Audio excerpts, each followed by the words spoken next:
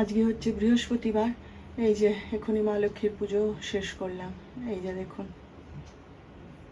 বৃহস্পতিবার দিনটা সময় লাগেই, সবার পুজো করা হয়ে গেছে। এই যে আমার গোবিন্দ, সবার পুজো করে উঠলাম এক্ষুনি। এই যে দেখুন,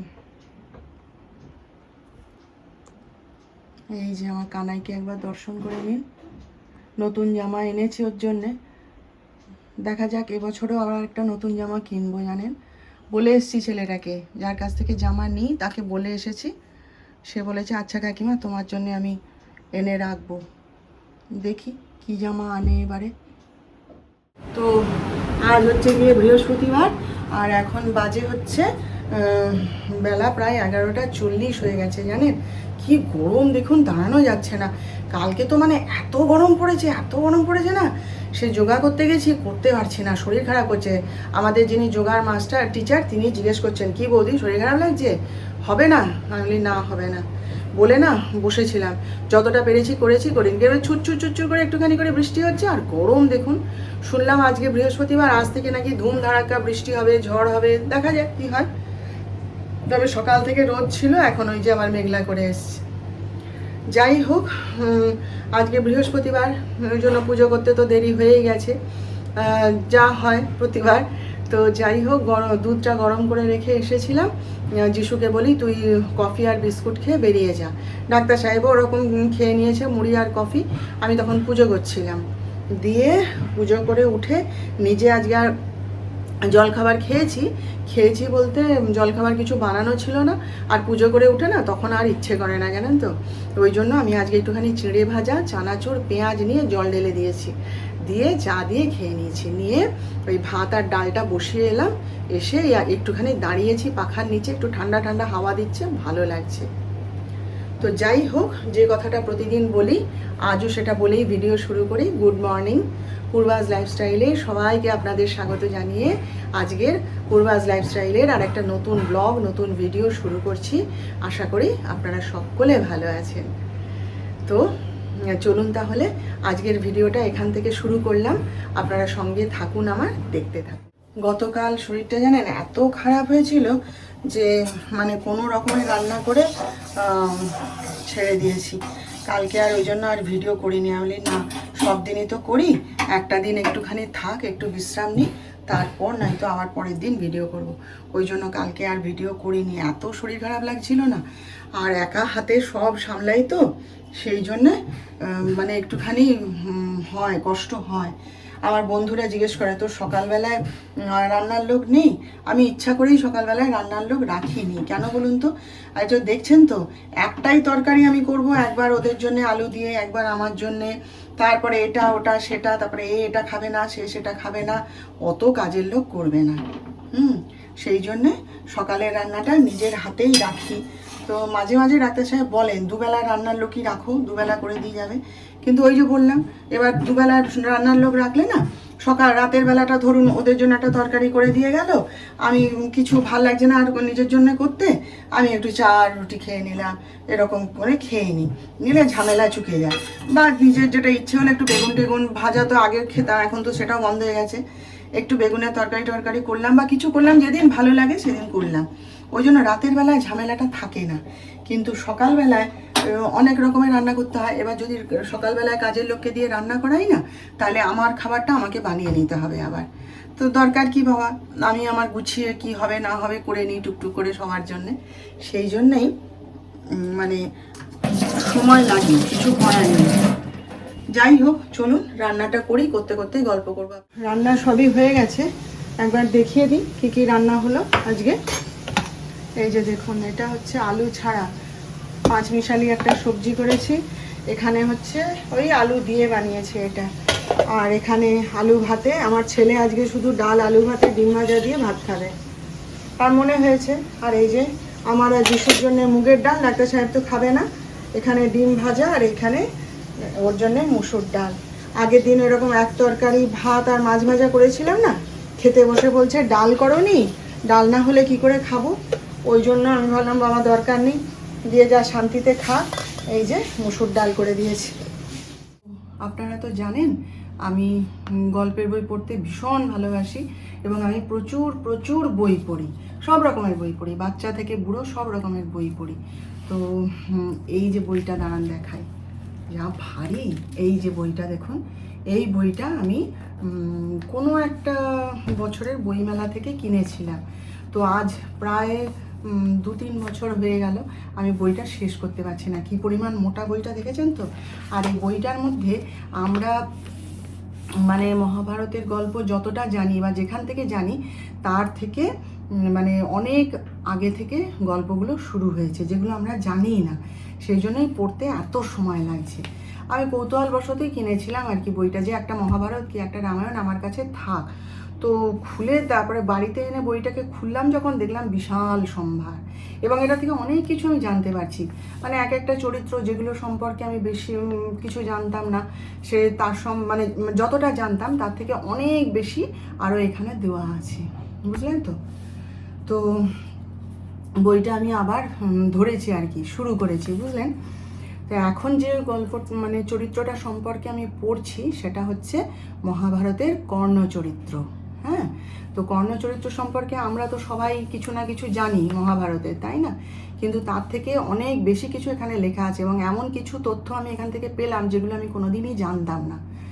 তো আপনাদের সাথেও একটু শেয়ার করি, ভাবলাম আমি একাই পড়ি কেন, আপনাদের সাথেও একটুখানি শেয়ার। মহাভারতের একটা অন্যতম শ্রেষ্ঠ বীর চরিত্র হচ্ছে এই কর্ণ। হ্যাঁ, তো আমার খুব প্রিয় একটা, মহাভারতের যত চরিত্র রয়েছে তার মধ্যে খুব প্রিয় চরিত্র এই কর্ণ। অঙ্গরাজ্যের রাজা ছিলেন তিনি, আর ভীষণ মানে ট্র্যাজিক একটা চরিত্র, তাই না? তার জন্ম বৃত্তান্তও যেমন ট্র্যাজেডিতে ভরা, মৃত্যুটাও তেমনি তাই।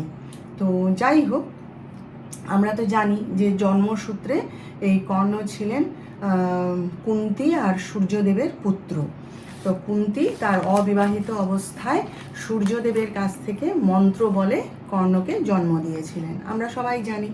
কিন্তু লোক লজ্জা আর কলঙ্কের ভয়ে তিনি তার নবজাতক সন্তানকে একটা ঝুড়িতে শুইয়ে নদীতে ভাসিয়ে দিয়েছিলেন, তাই তো। এখন অধিরথ নামে হস্তিনাপুরের একজন সারথি ছিলেন, এবং তিনি ছিলেন নিঃসন্তান। এবার তিনি ও তার স্ত্রী রাধা একদিন নদীতে ভাসমান সেই ঝুড়িতে কর্ণকে দেখতে পান।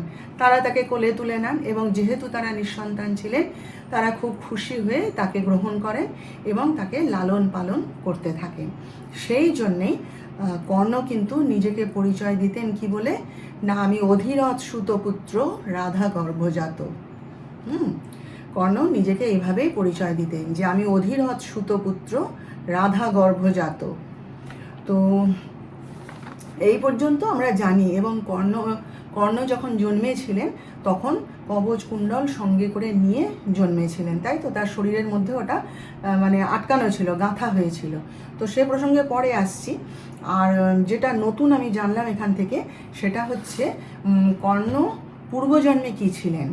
বলছে, কথিত আছে মহাভারতের অনেক আগে, মহাভারত রচিত হওয়ার অনেক আগে দম্ভোদ্ভবা নামে এক দৈত্য ছিলেন, সূর্য দেবতার পরম ভক্ত। তিনি কঠোর তপস্যা করে সূর্যদেবকে তুষ্ট করে তার কাছে অমর হবার বরদান চেয়েছিলেন। কিন্তু সূর্যদেব তাতে রাজি হননি। তিনি বলেছিলেন যে না, মর্তে যারা রয়েছে তাদেরকে কখনো অমরত্ব দান করা যাবে না। তখন সেই দৈত্য কী করলো, বুদ্ধি করে 1000 সুরক্ষা কবচের বরদান প্রার্থনা করলো, এবং সূর্যদেব তার ভক্তকে তখন সেই বরদান দিয়েই দিলেন। তিনি মনে করলেন কি হবে, আর এমন কি বর চেয়েছে, দিয়ে দিই বলে তিনি দিয়ে দিলেন। কিন্তু সেই বর পেয়ে সেই দৈত্য তখন হয়ে উঠল অহংকারী এবং অত্যাচারী। সে তখন অত্যাচার শুরু করলো মানুষের উপরে। তখন প্রজাপতি দক্ষের কন্যা তার বিনাশ কামনা করে তপস্যা শুরু করলো, এবং তিনি নর এবং নারায়ণের জন্ম দিলেন। এই নর ও নারায়ণ পরবর্তী জন্মে অর্জুন আর শ্রীকৃষ্ণ হয়ে জন্ম নিলেন। আর সেই যে দৈত্য, দম্ভোদ্ভবা দৈত্য, তিনি জন্ম নিলেন কর্ণরূপে, বুঝলেন। এটা আমি একটা নতুন তথ্য পেলাম এখান থেকে। তারপরে এবার কর্ণের কবচ কুণ্ডলের কথাটা বলি। কর্ণ যখন কুন্তীর গর্ভে জন্মলাভ করেন তখন সোনার তৈরি একটি কবচ এবং 2টি কুণ্ডল সহ তিনি জন্ম নেন। তার শরীরে গাঁথা ছিল, এটা আমরা জানি। এগুলি ছিল সূর্যদেবের দেওয়া দৈবী উপহার, যা তার শরীরের সঙ্গে সংযুক্ত ছিল। যেহেতু তিনি সূর্যদেবের সন্তান ছিলেন, সেহেতু বলা হয় যে তিনি এটা পিতার কাছ থেকে উপহার স্বরূপ পেয়েছিলেন। তো এবার অর্জুন, তিনি ছিলেন আবার ইন্দ্রের পুত্র, ইন্দ্রদেবের পুত্র। তখন ইন্দ্র ব্যাপারটা জানতেন যে কর্ণের কাছে যদি এগুলো থাকে তাহলে কর্ণকে কেউ কোনোদিন পরাজিত করতে পারবে না। তখন তিনি কি করলেন, বুদ্ধি করে ব্রাহ্মণের ছদ্মবেশে কর্ণের কাছে এসে তার সেই কবচ কুণ্ডল ভিক্ষা চেয়ে নিলেন।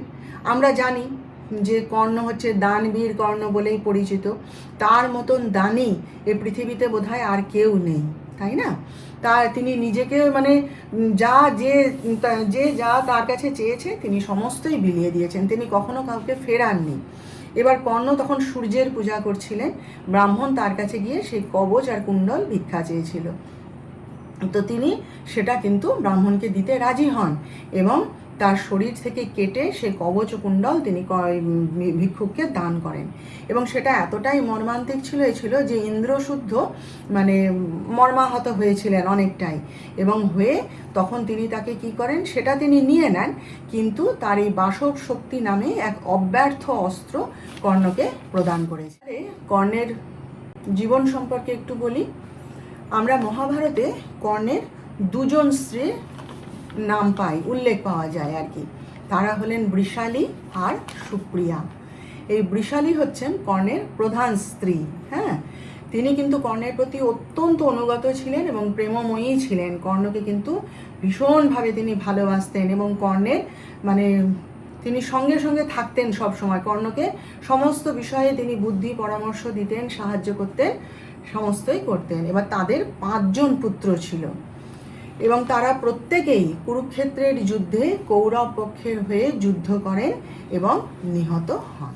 আমি বললাম আপনাদের যে কর্ণের জন্ম বৃত্তান্ত যেমন ট্র্যাজেডিতে ভরা ছিল, তেমনি তার মৃত্যুর বৃত্তান্তও কিন্তু ভীষণ ভীষণ ট্র্যাজেডিতে ভরা ছিল। বলছে মহাভারতের এই অন্যতম গুরুত্বপূর্ণ চরিত্র কর্ণের মৃত্যু কিন্তু একাধিক অভিশাপের ফলস্বরূপ ঘটেছিল, যা জীবনের বিভিন্ন পর্যায়ে তিনি পেয়েছিলেন। তার মধ্যে একটা ঘটনা বলি আপনাদের, আমরা সবাই জানি মোটামুটি সেটা। কিশোর বয়সে তীরন্দাজি অভ্যাস করার সময় কর্ণ একবার ভুল করে একটি গাভীকে তীর মেরে দিয়েছিলেন এবং সেই তীরে সে গাভীটির মৃত্যু হয়। এবার সেই গাভীটা একজন গরিব ব্রাহ্মণের ছিল। সেই গরিব ব্রাহ্মণ দেখতে পেয়েছিল ঘটনাটা এবং কর্ণকে অভিশাপ দিয়েছিলেন যে তুমি যেমন এই নিরীহ অসহায় গাভীকে মারলে, তেমনি তোমারও মৃত্যু একদিন এমনি অসহায়ভাবেই হবে। কুরুক্ষেত্রের যুদ্ধে এই অভিশাপ তার জীবনে কার্যকর হয়েছিল।